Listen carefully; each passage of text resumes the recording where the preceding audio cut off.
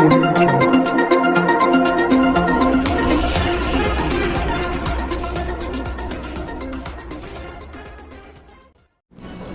दोस्तों, आसनसोल टाइम्स में आपका स्वागत है। मैं बापी बनर्जी अपने सहयोगी बिरजी सिलाही अंसारी के साथ एक बार फिर से आपके सामने हाजिर हैं।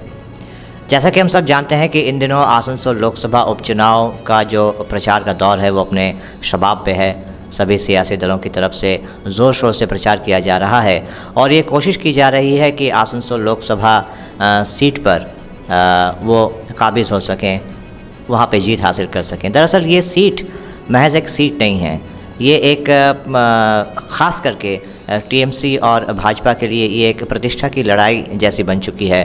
पिछले 2 बार से यहाँ पे भाजपा जीतने में सफल रही थी। अब तृणमूल कांग्रेस ये दावा कर रही है कि इस बार लोगों का मूड थोड़ा सा अलग है और इस बार तृणमूल कांग्रेस को यहाँ से जीत हासिल होगी। और इस बार यहाँ से, जैसा कि हम सब जानते हैं कि तृणमूल कांग्रेस के प्रत्याशी हैं शत्रुघ्न सिन्हा। तो क्या है लोगों का मूड और क्या है चुनाव से पहले का यहाँ पे सूरत हाल, इन्हीं सब बातों पे रोशनी डालने के लिए इस वक्त हमारे साथ मौजूद हैं टीएमसी के वरिष्ठ नेता और पश्चिम बर्धमान ज़िला INTTUC के अध्यक्ष श्री अभिजीत घटक जी। सर, आपका आसनसोल टाइम्स में स्वागत है। नमस्कार। चुनाव को अब ज़्यादा दिन नहीं है, मतदान के दिन को अब ज़्यादा दिन नहीं है। 10 तारीख को प्रचार का दौर भी ख़त्म हो जाएगा, समाप्त हो जाएगा। इतने दिनों तक प्रचार करने के बाद लोकसभा के नज़रिए से अगर देखा जाए, क्या लग रहा है इस बार? देखिए, इस बार आसनसोल लोकसभा चुनाव में हम लोग बदलाव मांग रहे हैं और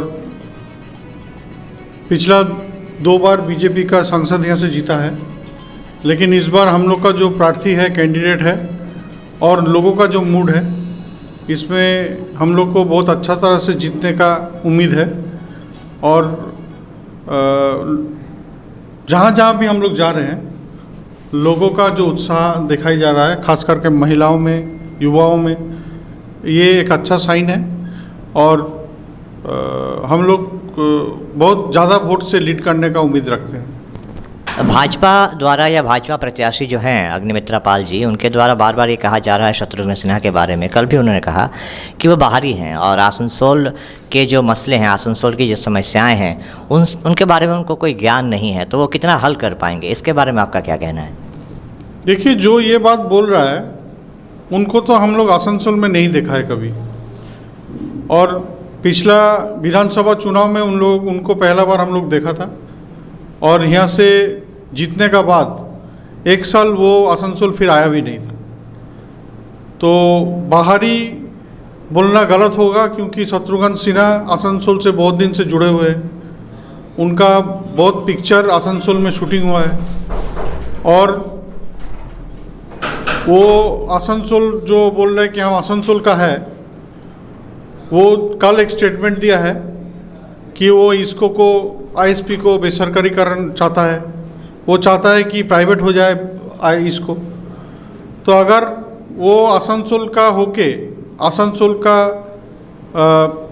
जो अर्थव्यवस्था है उनको अगर ख़त्म करना चाहते हैं, अगर चाहते हैं कि इसको जैसा प्लांट जो एक PSU है जो प्रॉफिट कर रहा है, ऐसा एक प्लांट प्राइवेट का हाथ में चल जाए, अंबानी अदानी का हाथ में चल जाए, तो इससे तो हम बोलेंगे कि ऐसा घर का लड़की होना से नहीं होना अच्छा है।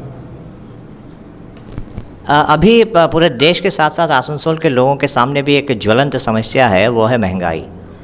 तो महंगाई की बात जब भी आती है, ख़ास करके पेट्रोलियम उत्पादों की बात जब भी आती है, भाजपा की तरफ से एक दलील दी जाती है कि राज्य सरकार पेट्रोलियम प्रोडक्ट्स पे जो शुल्क आता है, जो टैक्स आता है, उसको क्यों नहीं घटाती, तो कीमतें अपने आप कम हो जाएंगी। तो इस लॉजिक के बारे में आपका क्या कहना है?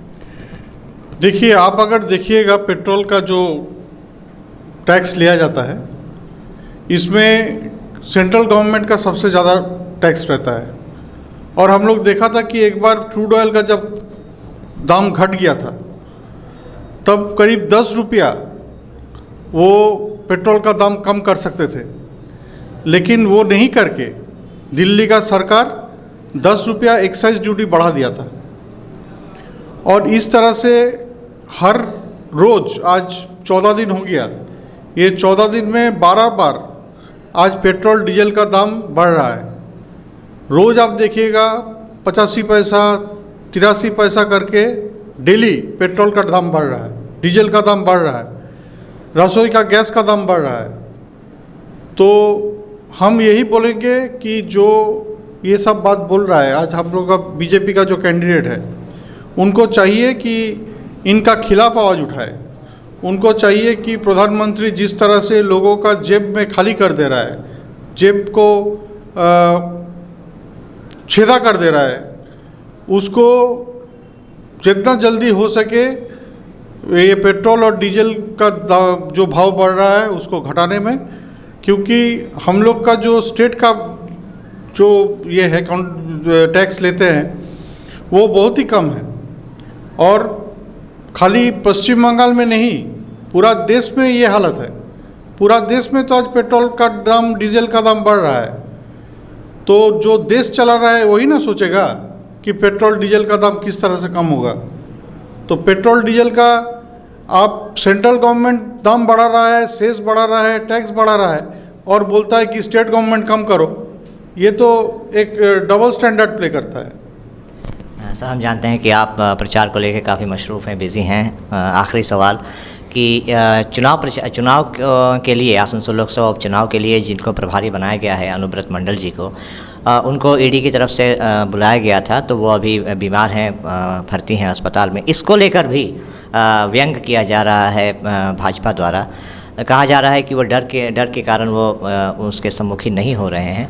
तो इस बारे में आपका क्या कहना है कि क्या जो भाजपा द्वारा आरोप लगाए जा रहे हैं कि वो कहीं ना कहीं डर से नहीं जा रहे हैं, इस पे आपकी क्या प्रतिक्रिया है? देखिए, ये बारे में हम कुछ बोल नहीं सकेंगे, ये सब सब जुडिस मैटर है। और मैं एक बात खाली कहना चाहूँगा कि जो बड़ा बड़ा बात बोल रहा है उन्हीं लोगों को हम लोग टीवी का पर्दा में पैसा लेते हुए देखा है।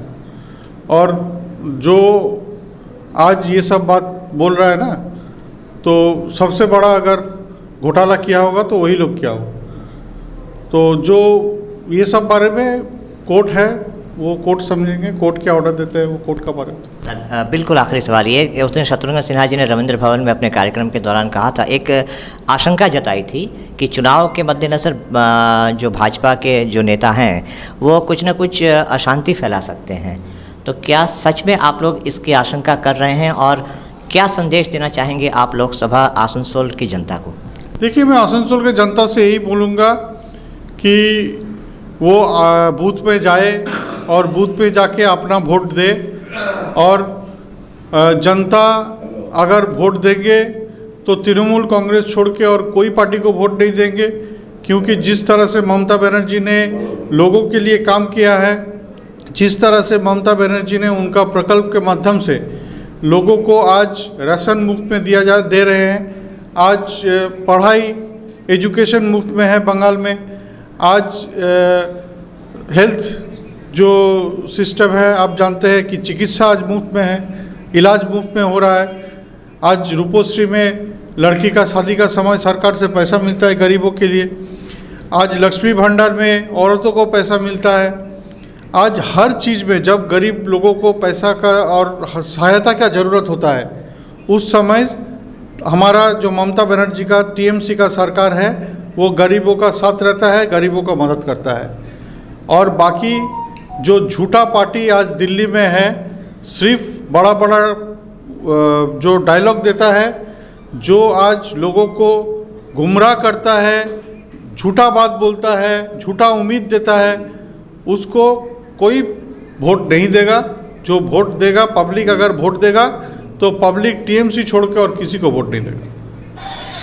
Thank you sir. तो ये थे अभिजीत खटक जी। इनका कहना है कि भले पिछले 2 बार चुनाव के नतीजे भाजपा के पक्ष में गए हों, लेकिन इस बार एक नया इतिहास रचा जाएगा, एक नई इबारत गढ़ी जाएगी और इस बार आसनसोल की जनता टीएमसी के पक्ष में ही मतदान करेगी, क्योंकि उनको समझ में आ गया है कि भाजपा द्वारा जो भी वादे किए गए थे वो झूठे थे, सब्ज़बाग दिखाए गए थे और उन वादों की कोई सच्चाई नहीं थी। ये बात लोगों की समझ में आ गई है। सर, आसनसोल टाइम्स से बातचीत करने के लिए बहुत बहुत धन्यवाद। तो मैं बापी बनर्जी अपने सहयोगी ब्रिजेश सिलाई के साथ अब तक बात कर रहे थे अभिजीत खट्टर जी के साथ। चुनाव को लेकर ऐसे ही कद्दावर नेताओं से लोगों से आपको मिलवाते रहेंगे, उनकी राय आप तक पहुंचाते रहेंगे। इसके लिए आपको बने रहना होगा आसनसोल टाइम्स के साथ। अभी के लिए नमस्कार।